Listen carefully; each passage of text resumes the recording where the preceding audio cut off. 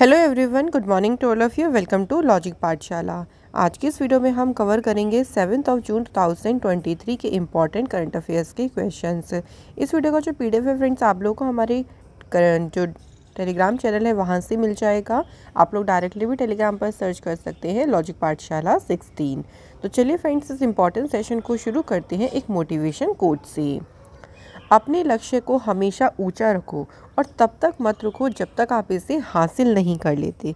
तो अपने टारगेट को देखिए, हमेशा अपने से ऊंचा रखो या हमेशा अपने टारगेट को कुछ बड़ा देखो और उसे हासिल करने में पूरी मेहनत लगा दो, पूरी जी जान लगा दो और बिना उसे हासिल किए रुको मत, क्योंकि अगर आप रुक गए तो आप अपनी लाइफ में जो अचीव करना चाहते हैं वो नहीं कर पाएंगे।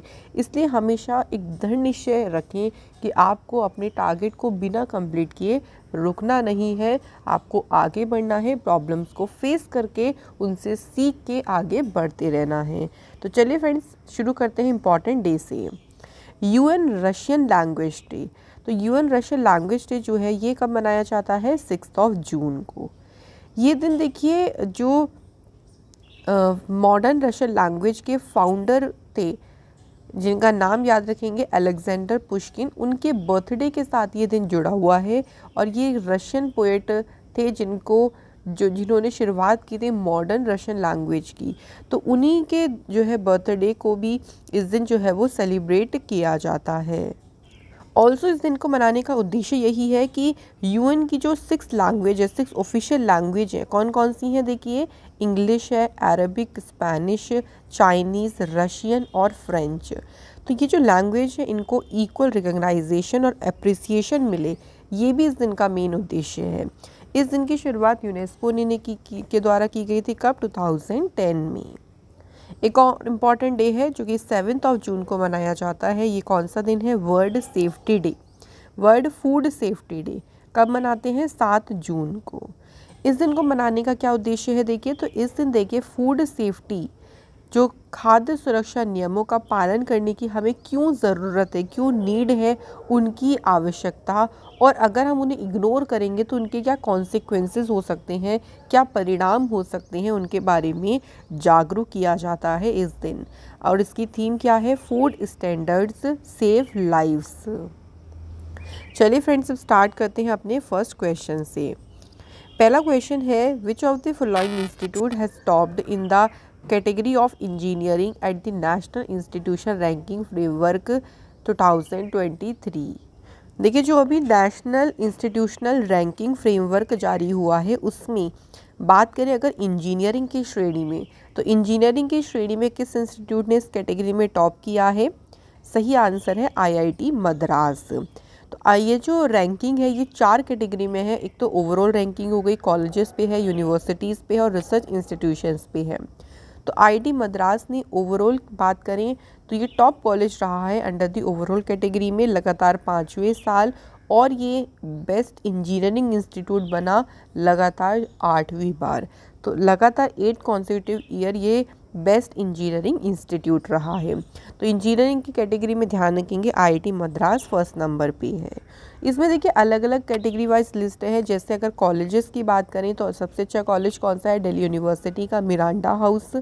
रिसर्च में बात करेंगे तो आईआईएससी बेंगलुरु। इनोवेशन कैटेगरी में बात करें तो टॉप पे है कौन सा इंस्टीट्यूट? आईआईटी कानपुर। मैनेजमेंट में है आईआईएम अहमदाबाद। फार्मेसी में कौन सा इंस्टीट्यूट है? National institute of pharmaceutical education and research, जो कि कहाँ पे है? हैदराबाद में है। तो ये भी जो रैंकिंग रिलीज़ हुई है, और इसे रिलीज़ किया किसके द्वारा किया है? ध्यान रखेंगे राजकुमार रंजन सिंह, जो कि एजुकेशन और एक्सटर्नल अफेयर के स्टेट मिनिस्टर हैं। इन्होंने जो है इस रैंकिंग को रिलीज़ किया है। अगला question, who has inaugurated a 2-day lavender festival at Bhaderwah Jammu Kashmir. Jammu Kashmir के भद्रवाह में 2 दिन का जो लेवेंडर उत्सव है इसका उद्घाटन किसने किया? तो इस फेस्टिवल का उद्घाटन किया है union minister of state Jitendra Singh ने इसका उद्घाटन किया है। ये जो लेवेंडर फेस्टिवल है देखिए, ये लेवेंडर कल्टीवेशन में जो हमारा रिमार्केबल प्रोग्रेस रहा है उसको, और साथ ही में जो लोकल कम्युनिटी है उस पर क्या इम्पैक्ट है, इसके प्रभाव को ये शोकेस करता है ये फेस्टिवल। ऑल्सो ये हाईलाइट करता है कि जो भद्रवाह है ये उभर के आ रहा है as a lavender capital of India के रूप में एंड एग्री स्टार्टअप डेस्टिनेशन के रूप में, तो इसको भी ये हाईलाइट करता है ये festival. Union minister Jitendra Singh की बात करते हैं फ्रेंड्स, तो देखिए अब जितेंद्र सिंह ने युवा पोर्टल को लॉन्च किया था ताकि जो यंग स्टार्टअप पोटेंशियल है उसे आइडेंटिफाई किया जा सके। इन्होंने गुड गवर्नेंस कॉन्फ्रेंस हुई थी कहाँ पे, भोपाल में, इसे इनॉग्रेट किया। जितेंद्र सिंह ने जियो स्पेशल हैकाथॉन को लॉन्च किया था। ऑल्सो इन्होंने प्रशासन गाँव की ओर जो कैंपेन है इसे इनॉग्रेट किया था। जितेंद्र सिंह ने इंडिया का पहला national repository for life science data, the Indian biological data, इसे लॉन्च किया। किसके द्वारा लॉन्च किया गया याद रखेंगे, जितेंद्र सिंह ने। तो ये कुछ इंपॉर्टेंट न्यूज़ है, इनसे रिलेटेड हमें याद रखनी है। तो जितनी बार आप लोग बार बार देखिए अच्छे से रिवाइज करेंगे ना तो आपको बिल्कुल भी मुश्किल नहीं होगी याद करने में। चलिए अगला क्वेश्चन देखते हैं। वेटरन एक्ट्रेस सुलोचना दीदी passed away at the age of 96. In which year was she honored with the Lifetime Achievement Award by Filmfare? किस वर्ष में देखिए इन्हें फिल्मफेयर के द्वारा लाइफ टाइम अचीवमेंट अवार्ड दिया गया था? तो ये अवार्ड इन्हें मिला था 2004 में। तो अगर किसी फेमस पर्सनैलिटी की देखिए डेथ हो जाती है तो अगर उन्हें कोई अवार्ड मिला है तो किस ईयर उन्हें वो अवार्ड मिला है ये हमें ज़रूर ध्यान रखना है, और कौन से फील्ड से उनका संबंध है ये भी ध्यान रखना है, क्योंकि ये भी आप लोगों से पूछ सकते हैं। तो इनका संबंध ना एक्टिंग से है, ठीक है। ये एक्ट्रेस थी और इनका निधन हुआ अभी हाल ही में। बॉलीवुड में ये अपने मदर रोल से के लिए काफ़ी ज़्यादा फेमस थी। ऑल्सो देखिए इन्हें पद्मश्री भी मिला हुआ है, तो ये भी हमें याद रखना है। 1999 में इनको पद्मश्री से सम्मानित किया गया था और 2004 में मिला था इन्हें लाइफ टाइम अचीवमेंट अवार्ड। अगला question, Amir Raza Hussain passed away recently at age of 66, who was he? बात करें यहाँ पे अमीर राजा हुसैन की, तो ये कौन थे? तो ये फेमस एक्टर थे और इनका भी अभी हाल ही में निधन हुआ है। इनको उनके अनफॉरगेटेबल स्टेज प्ले जैसे कि द 50 डे वॉर जो कि 2000 में आया था और द लीजेंड ऑफ राम, तो ये कुछ फेमस प्ले थे, फेमस नाटक थे जिनमें इनका जो रोल रहा उसके लिए काफ़ी ज़्यादा ये जाने जाती हैं। इनको पद्मश्री मिला था थिएटर में इनके कंट्रीब्यूशन के लिए, कब? 2001 में। तो ये पूछ सकते हैं कि कब इन्हें पद्मश्री से सम्मानित किया गया था? 2001 में किया गया था। अगला क्वेश्चन देखिए, which district in Maharashtra is the developed of India's first carbon neutral village taking place? Maharashtra के किस जिले में भारत का पहला कार्बन तटस्थ गांव का विकास हो रहा है? तो कौन सा डिस्ट्रिक्ट है महाराष्ट्र का? आंसर होगा थाना डिस्ट्रिक्ट। तो महाराष्ट्र के थाने डिस्ट्रिक्ट में इंडिया का पहला कार्बन न्यूट्रल विलेज जो है इसका विकास हो रहा है। ये जो उद्देश्य है देखिए इसका उद्देश्य क्या है इस पहल का, कि जो कार्बन एमिशन है उसको मिनिमाइज़ करना, उसको कम करना और एक अच्छे क्लीन और ग्रीनर एनवायरनमेंट जो है इसके लिए जो भी सस्टेनेबल प्रैक्टिसेस हैं उसको प्रमोट करना, ताकि हम एक क्लीन और ग्रीनर एनवायरनमेंट जो है ला सकें। इसी के साथ कार्बन न्यूट्रल विलेज के साथ साथ 121 जो ट्राइबल विलेजेस हैं उनको भी मॉडर्न विलेज में डेवलप किया जा रहा है, ठीक है। तो याद रखिएगा फ्रेंड्स, कौन सा डिस्ट्रिक्ट है? थाने। और स्टेट भी पूछ सकते हैं कि स्टेट बता दीजिए डायरेक्ट, तो महाराष्ट्र स्टेट है। महाराष्ट्र की फॉर्मेशन हुई 1 मई 1960 को। कैपिटल है मुंबई। गवर्नर है रमेश बैस। चीफ मिनिस्टर है एकनाथ शिंदे। चंदोली नेशनल पार्क, नेगांव, संजय गांधी और तडोबा ये कहाँ पे है? महाराष्ट्र में। महाराष्ट्र ने अभी देखिए एक पोर्टल लॉन्च किया था शासन आपलिया दारी नाम से। इसके अलावा महाराष्ट्र में जो अहमदनगर है उसका नाम अहिल्याबाई होलकर जी के नाम पे रखा जाएगा। महाराष्ट्र की कैबिनेट ने जेंडर इंक्लूसिव टूरिज्म पॉलिसी को अप्रूवल दिया। महाराष्ट्र पहला स्टेट बना जिसने अप्रूव किया गुड गवर्नेंस रेगुलेशंस को। महाराष्ट्र की सरकार ने सलोखा जो योजना है इसे लॉन्च किया। तो ये ध्यान रखेंगे फ्रेंड्स, कुछ इंपॉर्टेंट न्यूज़ महाराष्ट्र से रिलेटेड। अगला क्वेश्चन है, which bank has recently launched project Kuber in Bengaluru? तो बेंगलुरु में जो प्रोजेक्ट कुबेर है इसे लॉन्च किसने किया है, किस बैंक ने लॉन्च किया है? तो सही आंसर है स्टेट बैंक ऑफ इंडिया ने जो है इस प्रोजेक्ट को लॉन्च किया है।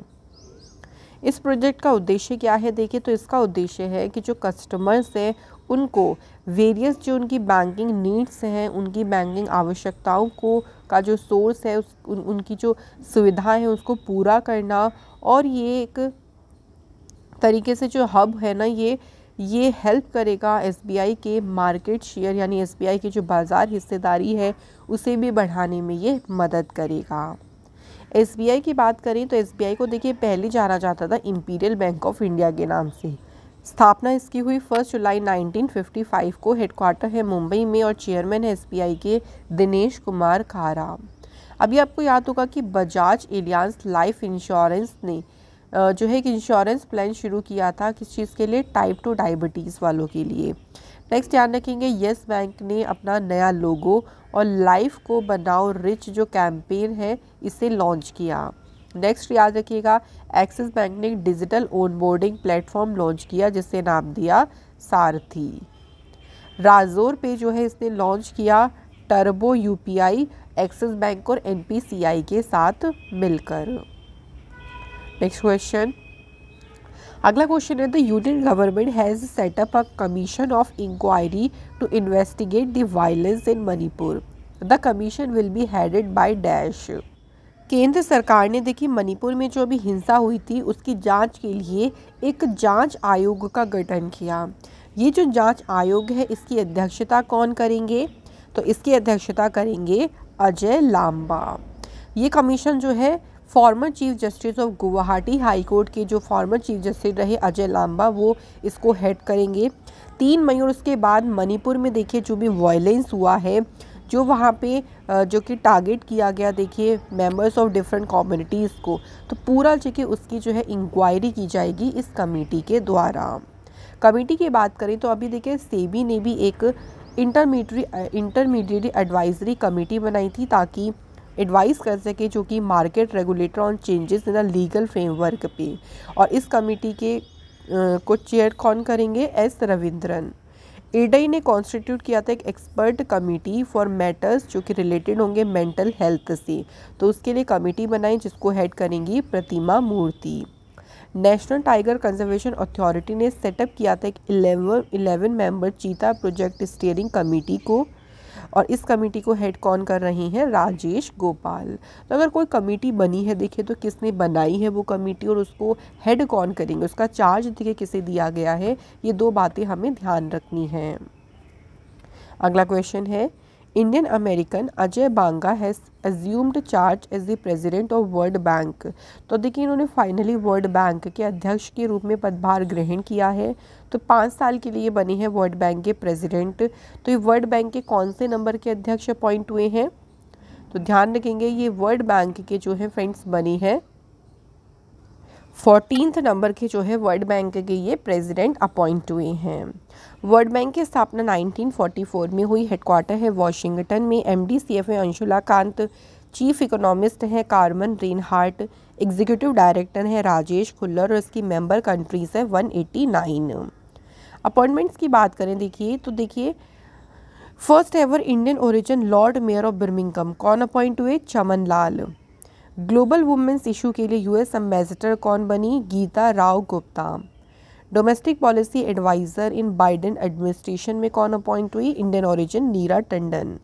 Association of American university task force में चेयर के कौन बनी है, अपॉइंट हुई है? Neeli Bendapudi. Next question, Denis Francis has been elected as the president of the UN general assembly. He is from which country? तो जो डेनिस फ्रांसिस हैं ये भी संयुक्त राष्ट्र महासभा के अध्यक्ष के रूप में इन्हें चुना गया है। ये किस देश से हैं? तो ये हैं फ्रेंड्स त्रिनिदाद और टोबैगो कंट्री से ये बिलोंग करती हैं। और ये भी ध्यान रखेंगे फ्रेंड्स कि ये 78 नंबर के जो हैं प्रेसिडेंट इलेक्ट हुए हैं, ये भी पूछ सकती हैं। UNGA की बात करें यानी यूनाइटेड नेशन जनरल असेंबली की, तो ये UN की चीफ पॉलिसी मेकिंग और रिप्रेजेंटेटिव ऑर्गन है, UN का ही ऑर्गन है देखिए, और इसकी स्थापना हुई थी 1945 में। अगला question, president Droupadi Murmu has been awarded the country's highest civilian award grand order of the chain of yellow star. तो ये किस कंट्री का देखिए हाईएस्ट सिविलियन अवार्ड है। क्वेश्चन ये भी बन सकता था कि इस अवार्ड से किसे सम्मानित किया गया, प्रेसिडेंट द्रौपदी मुर्मू जी को। तो ये जो अवार्ड है ये सूरीनाम कंट्री का हाईएस्ट सिविलियन अवार्ड है और द्रौपदी मुर्मू जो है फर्स्ट इंडियन है जिन्हें ये अवार्ड रिसीव हुआ है। ये अवार्ड ने सूरीनाम के प्रेसिडेंट चंद्रिका प्रसाद संतोखी के द्वारा जो है ये अवार्ड उन्हें रिसीव हुआ। अभी द्रौपदी मुर्मू जो है सूरीनाम की विजिट पे गई थी commemoration of the 150th anniversary of the arrival of Indians in the country की। जो कंट्री सूरीनाम में इंडियंस जाते हैं उनकी 150th एनिवर्सरी के उपलक्ष्य में विजिट पे गई थी और वहीं उन्हें वहाँ के हाईएस्ट सिविलियन ऑनर से सम्मानित किया गया है। अगला question, who has won India's first gold medal in the women's 65 kg category at the ranking series in Kyrgyzstan. तो किर्गिस्तान में रैंकिंग सीरीज़ में महिलाओं के 65 किलोग्राम वर्ग में भारत का जो पहला स्वर्ण पदक है किसने जीता, तो पहला गोल्ड मेडल किसने जीता है, मनीषा ने। किस कैटेगरी में जीता ये भी याद रखेंगे, 65 kg कैटेगरी में। इसके अलावा रितिका ने सिल्वर मेडल जीता है वुमेन्स की 72 kg इवेंट में। सरिता मोर ने जीता ब्रॉन्ज मेडल महिलाओं की 59 kg कैटेगरी में। Next question, who has won the Spanish grand prix title 2023। तो स्पेनिश ग्रैंड प्रिक्स का टाइटल किसने जीता, तो ये जीता है मैक्स वर्स्टैपिन ने। मैक्स वर्स्टैपिन जो है रेड बुल के रेसर हैं और उनकी कंट्री भी ध्यान रखेंगे नीदरलैंड कंट्री से ये बिलोंग करते हैं। कुछ अदर ग्रैंड प्रिक्स विनर की बात करें तो देखिए मोनाको, मियामी, ऑस्ट्रेलिया, बहरीन, ये सभी किसने जीती है, मैक्स वर्स्टैपिन ने जीती है। और सऊदी अरेबियन की बात करें तो रेड बुल के रेसर सर्जियो पेरेज ने जीती है सऊदी अरेबियन ग्रैंड प्रिक्स। सो यहाँ हमारे क्वेश्चंस कंप्लीट होते हैं। अब कवर करते हैं स्टैटिक जीके के इम्पॉर्टेंट क्वेश्चंस। तो चलिए पहला क्वेश्चन देखते हैं, which Veda depicts the information about the most ancient Vedic age culture. तो किस वेद में सर्वाधिक प्राचीन वैदिक कालीन संस्कृति की जानकारी मिलती है। तो कितने वेद हैं, 4 प्रकार के देखिए वेद हैं, जिसमें से ऋग्वेद में जो है सबसे एंशियंट जो वैदिक एज कल्चर है उसके बारे में जानकारी मिलती है। ऋग्वेद जो है ये ओल्डेस्ट वेदा है, ठीक है, ये भी याद रखेंगे, पूछ लेते हैं ना सबसे पुराना वेद कौन सा है, तो वो कौन सा है, ऋग्वेद है। नेक्स्ट क्वेश्चन है, punch marked coin were mostly made of. तो पंच मार्क जो कॉइन्स है वो अधिकतर बने होते थे किसके, तो ये बने होते थे अधिकतर किसके, सिल्वर के जो है ये कॉइन बने होते थे। अगला क्वेश्चन है, which of the following Veda mention about magical rituals and charms.